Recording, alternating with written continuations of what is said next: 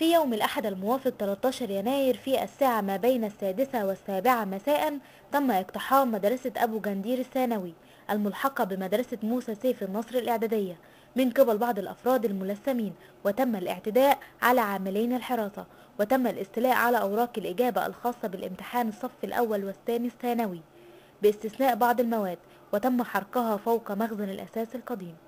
وبعد انتهاء فترة الامتحان تجمع الطلاب وأولياء الأمور بداخل المدرسة، وتم إغلاق أبواب المدرسة من الداخل إلى حين أن يأتي وكيل الوزارة. وبعد أن جاء وكيل الوزارة اجتمع بأولياء الأمور، وتم الاتفاق على عدم إعادة الامتحانات، حيث أن المواد التي لم يكن لها ورقة إجابة ستأخذ درجات بما يتناسب مع درجاتهم في باقي المواد بمعرفة لجان فنية.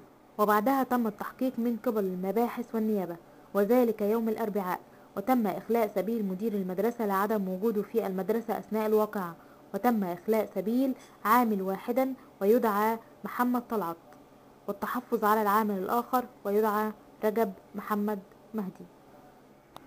وهنا نتساءل، ماذا لو أراد طالب إعادة تصحيح مادة معينة في ورقة إجابته؟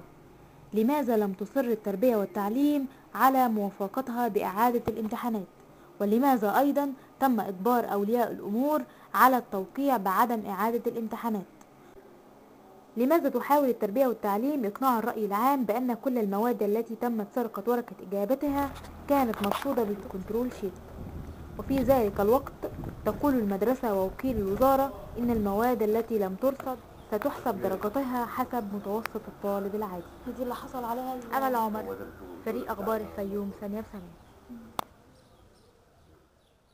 هو العمل